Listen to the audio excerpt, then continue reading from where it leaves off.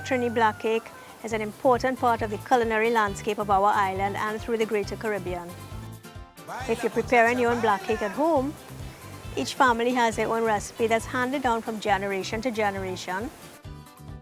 So for today's episode of Indigenous Bites, I'm going to show you a few tips to help you make a wonderful black cake this Christmas. The taste must be nice and fruity. I want it stick to me gun. So for a Trini Black cake, you need some butter, some brown sugar, eggs, a mixture of flour, baking powder, dried spices, cinnamon, nutmeg, allspice, some mixed essence, It's the black cake color. and some minced fruits, together with some citron peel, candied cherries, a little bit of aromatic bitters in there. It's the black cake color. So let's get started. It's very simple putting together black cake. I think the most laborious part of it is actually purchasing your fruits, weighing them out, washing them, and soaking them. Once that's done, it's a cinch to put together. So these are my fruits, and these would have been soaking for about 3 weeks now. In here I've got a mixture of two types of raisins, currants, and prunes. Those are the fruits that I generally soak. And I usually use a mixture of dark rum and cherry brandy to put into my fruits while I'm soaking them. These are my dry ingredients. Brings water to your eye, but it's not so with a black cake. That's away in your mouth and gives you that Yuletide feelings. First up, I'm going to cream up my butter with my brown sugar. Then I'm adding my eggs, and after that we simply add the flour mixture with the fruits that we've already minced alternately, and that's pretty much all there is to mix in our black cake. So here we go with our butter, and I'm going to give that a little bit of a go around first.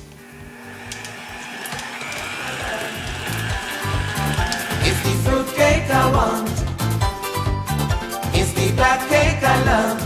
With punch of prima, it's the fruit cake I want. With sorrel or ginger. I'm adding my eggs one at a time.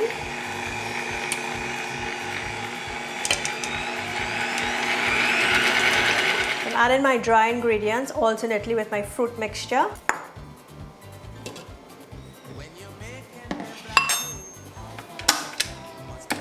So just want to let that go for a few seconds. Of course, you're going to do this on the slowest mode because this is like folding it in now.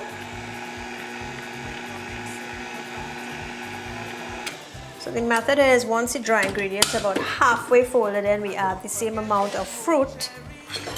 So we want to add our fruit in 3 mixtures. So we're not going to add any liquid to this at all, right? So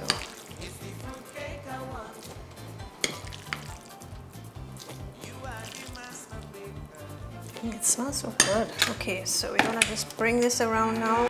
So I'm adding some mixed essence, of course some citron peel and some chopped candied cherries, and of course some aromatic bitters. So I'm using regular Angostura bitters here. And I'm going to add a little bit of orange bitters. That picks up all the beautiful spices that's in there as well. There we go. And goes my mixed essence.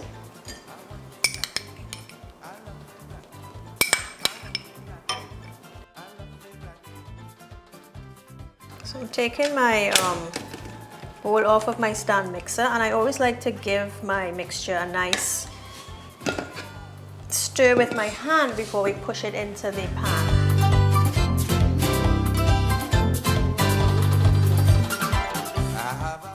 So it's very important to always line your cake pans properly before you're baking a fruit cake. Traditionally they use brown paper. I like to use parchment because it's a lot easier now. And I also do a triple layer at the bottom and a double layer at the sides, and I like to leave a collar up on the sides so that ensures that my cake actually steams and really bakes up really nice and moist. Ham and pastel. Me black cake all the way. It's the black cake I love. It's the fruit cake I want. So this bakes in a very low oven, about 300 degrees for about 2 to 2.5 hours. I love the way you just make it. I'm always here to eat it. It's the black cake I love. It's the fruit cake I want. It's the black cake I love. With pancha prima, it's the fruit cake I love. With sorrel or gingerbread. This is